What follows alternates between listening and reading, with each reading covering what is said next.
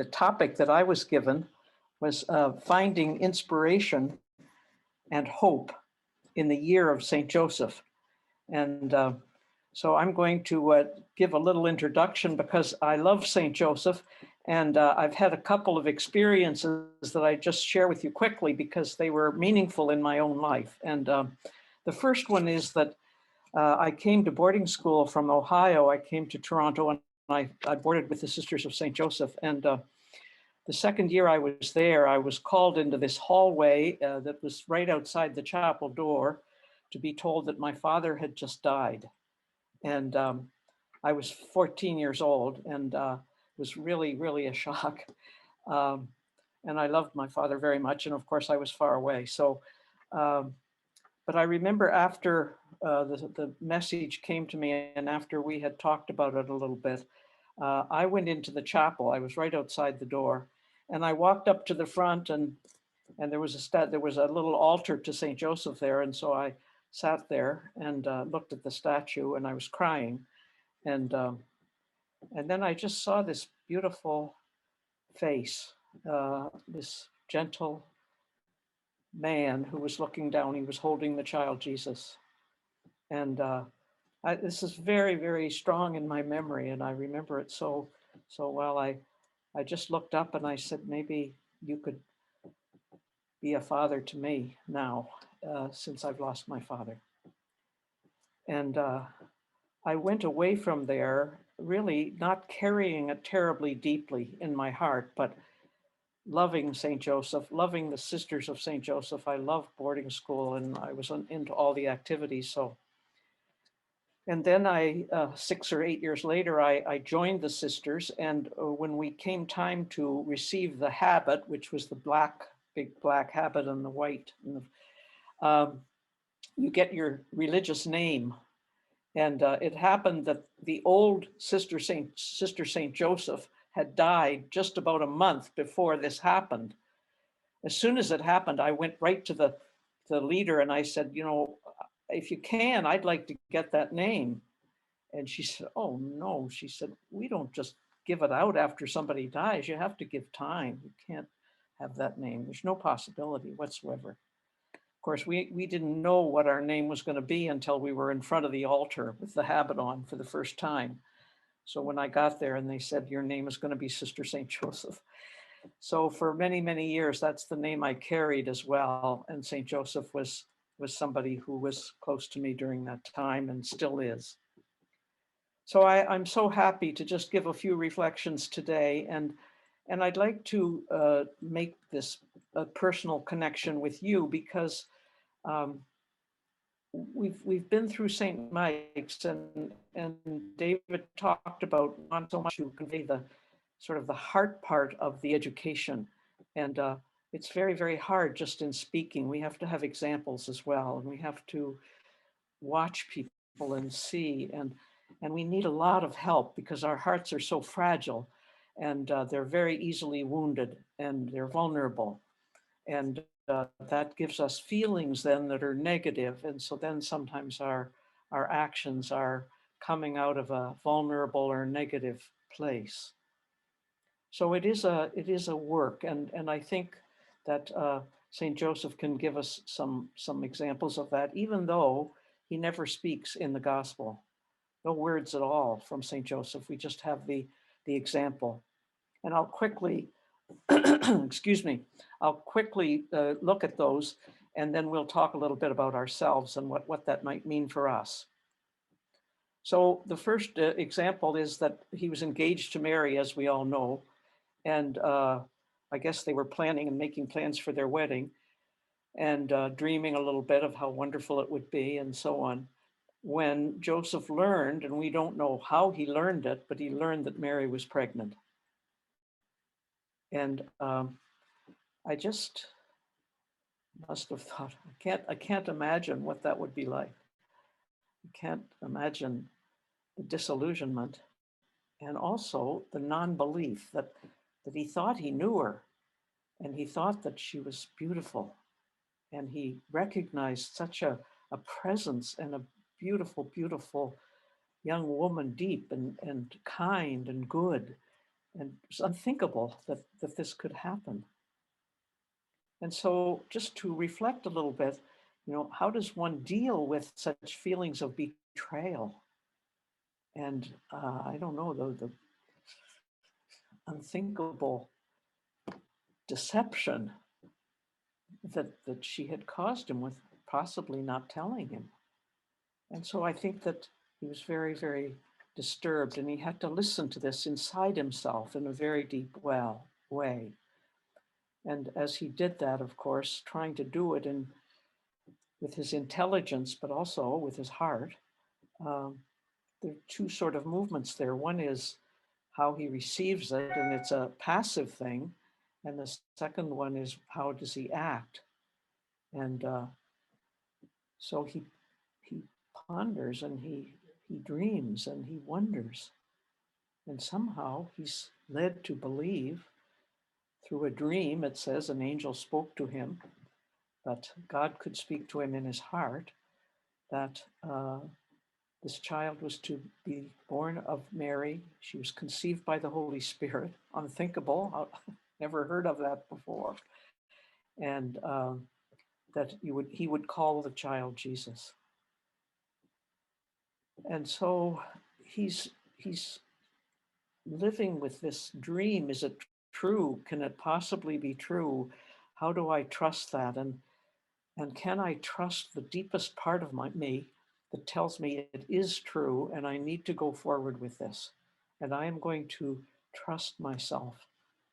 And my little plan to just dismiss Mary quietly because I love her, I'll take her on, and I will go through with this, and I will take Mary as my wife, and I will raise this child. So we see the movement of we see the education of the heart. We see Joseph not just acting and interacting and reacting out of his feelings, but really going down to his integrity and trusting his integrity, even in the light of mystery, and not really fully. I mean, someone didn't come and stand before him and say, look, and you could touch him and say, is this true? No, it was an angel. It was in a dream. But he trusted, and he went forward in kindness and trust. The second, which we would find in Luke's Gospel, chapter 1, that he and Mary are together, and she's pregnant. And of course, now they're well on into the pregnancy. In fact, she's almost ready to give birth. And he gets the notice about the census, where he has to go from Bethlehem to Jerusalem to Nazareth to record his for the census. Again, receiving this news with his wife pregnant and ready to deliver. And what does he do? He can't leave her alone. He can't not go because it's against the law. It was about 70 kilometers to walk with his pregnant wife, and they were poor. So he had this, again, mysterious reaction to trust, to invite Mary to really come with him and to do this. And they walked from Bethlehem to Nazareth. I don't know how long it would take. And then when they get there, no room. He had so many reasons to be upset and angry and disillusioned and frustrated, and that the reactions would come. But somehow he got busy and cleaned up the stable and prepared it for the birth of Jesus. And that's really, I think he had to step through a number of difficulties and so on to be able to make that reaction. And I love him for it. It's he receives the Son of God with so much joy in this very simple, not very nice setting. But there was so much love between the two of them and with Jesus that the child is received with great, great gratitude and love. And the third thing is then they travel back with the infant and get settled again in Nazareth, and they're going along. And after a year or two, they find out that Herod is killing all the infants under 2 years of age and that he will surely come and Jesus will be killed. And they have to get away. And I think this is very apropos for our time when we see the number of people at the border of the United States and Mexico, that they have to get out of their country because it's unlivable. They cannot stay there. Their children will be killed. They will be killed. And they have to leave and they have to go through so many trials and tribulations. And I think when we look at the news, we want our hearts to hear this and to be close to our brothers and sisters who are there. And that was the call for Joseph at that time. 600 kilometers to go from Bethlehem to Egypt. Sorry, from Nazareth to Egypt. 600 kilometers with a child and with his wife and poor. And they had to walk. He could have been very angry. He could have been very upset. He could have been very disillusioned. And he somehow adapts to the circumstances that are in front of him from the best place inside him, which is the heart. That his feelings, yes, they're negative, they're vulnerable, they're hurt, they're angry, but he doesn't respond from there. He responds from his heart and from the deepest, I would say, creative energy that has been given to him as a father. His paternal creative energies push him to this kind of response where they do the journey. And they received in a foreign country, probably not very welcome, can't speak the language, sets himself up and tries to get work. And for 2 years they live there. And then they have to come all the way back. And they have to reestablish themselves in their own town. And he has to do all the labor that's around that because his wife is caring for the child. So these challenges, I think, were very, very extreme. And if we watch him, I think there's a depth there that maybe we could try to emulate in our own lives and to see how that affects us. Because we've been living also through a time which has been very, very challenging for many of us. And because it's so long, our feelings and our frustrations grow deeper. We are deprived of friends and relatives, grandchildren. We're deprived of the usual getting together and enjoying people's company. We're locked down. I have to, people write and say, I want to know how you're doing. And I have to say, well, it's been now a year and there are 6 of us and we're all over 80 and we've been locked in together. And I said, if it isn't a miracle, I don't know what is, because we're all still talking and we have some wonderful laughs sometimes, but it's an amazing reality that there's not a word and there's not a look. And people are really coming from that best place so that I can say to people, I come from a really happy home. And I'm so grateful every day, giving thanks to God that everyone is trying, that God is pouring his love down on us. And if we can find it in our hearts then to love one another and step through the angst and the things that bother us about each other, the things that are difficult, the judgments that we make, because we think we know the other person when of course we have no idea what they're going through.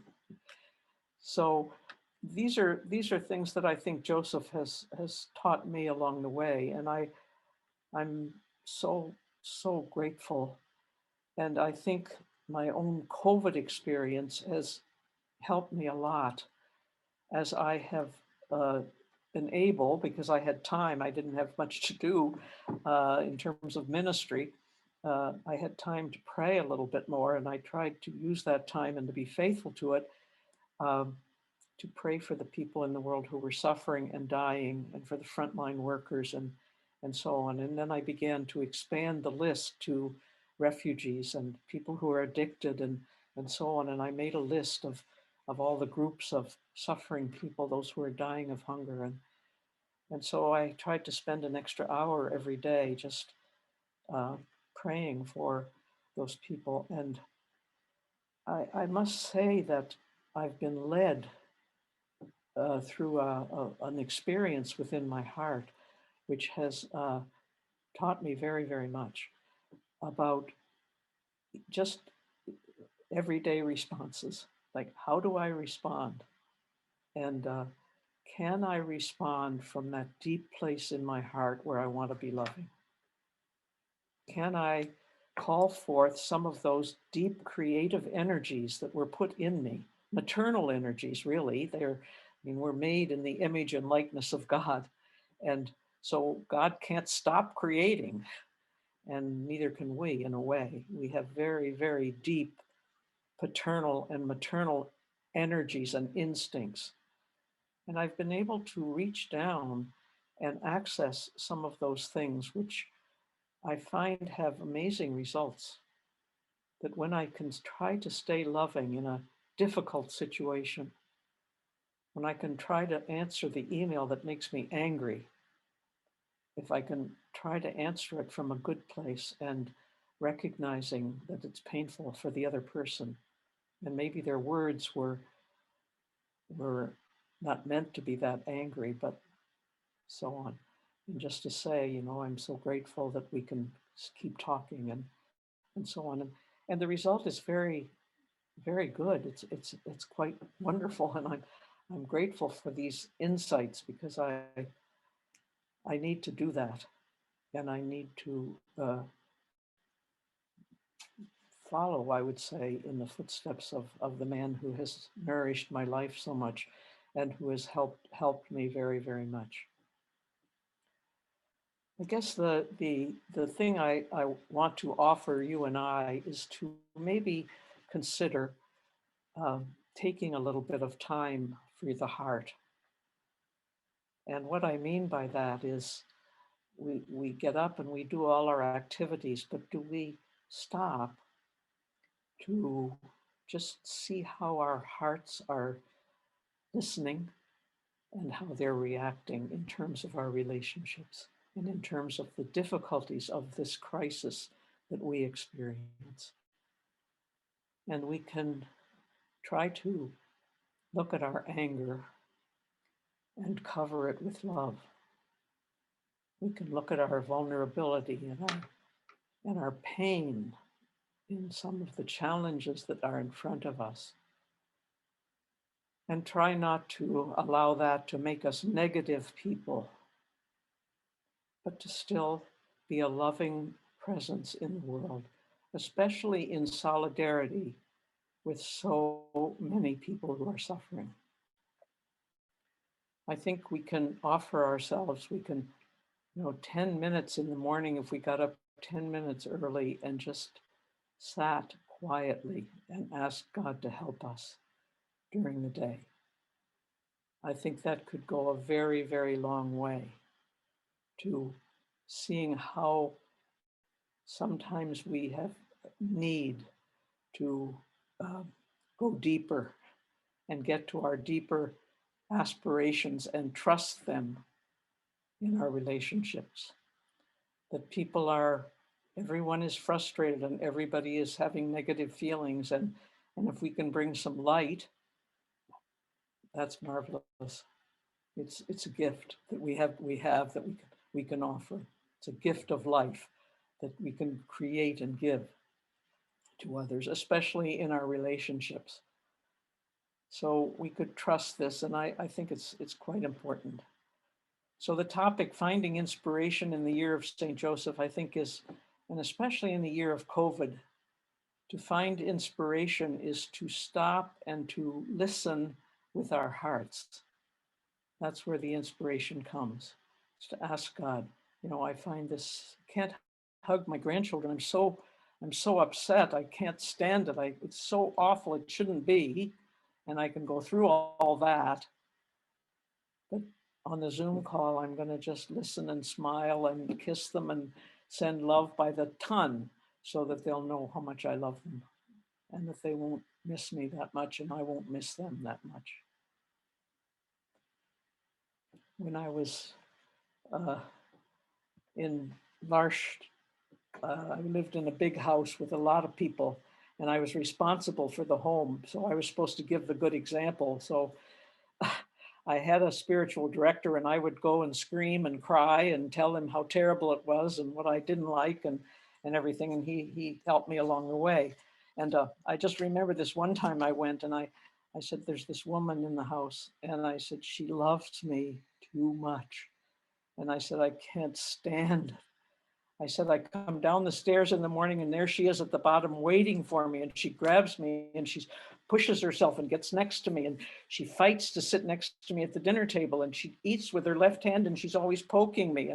And I'm screaming inside. I was telling him all this and I was crying and I was all upset. And I said, I can't bear it. And it's either her or me. Someone has to go and everything. And my spiritual director was a Jesuit. He's such a beautiful man and he's real casual and he sort of puts his feet up and lies back in the chair and closes his eyes. And I'm screaming and yelling and crying and telling him how terrible everything is.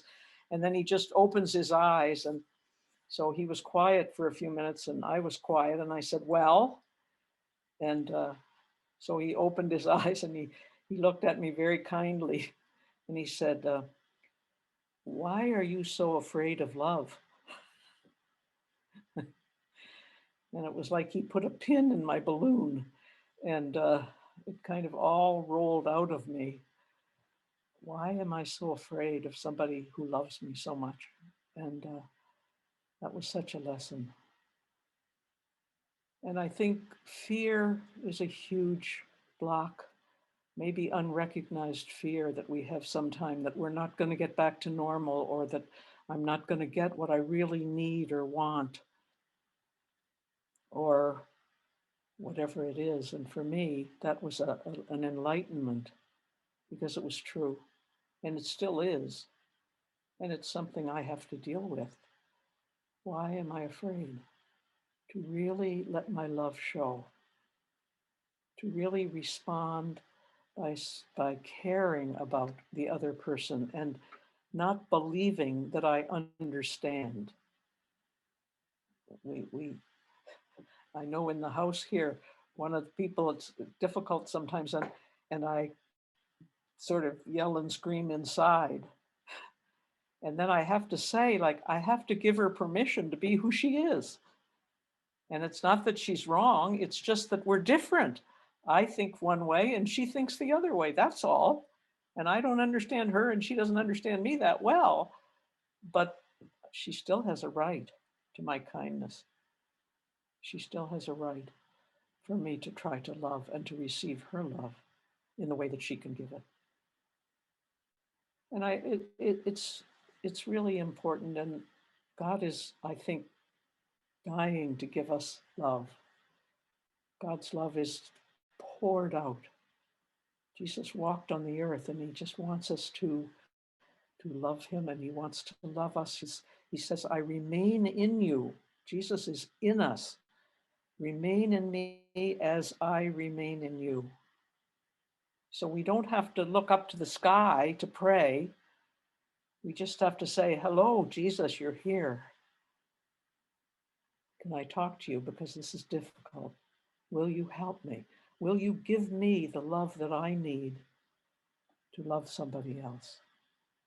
This is our call, and it's so rewarding when you see a little bit there's affection then that passes between us, and we experience love in beautiful ways. God is love. St. Joseph really understood that somewhere. And with all those amazing challenges, he looked at Jesus, he received the love that Jesus was for him. And he reacted and responded responsibly and caringly and lovingly. So maybe to consider taking a little time and just reflecting, where am I on this inner journey of growing to be as loving as I can. I think that's the journey that Joseph took. And his example is very, very powerful and very, very beautiful. So finding inspiration is maybe going to help us to become our very best selves on our journey. Thank you.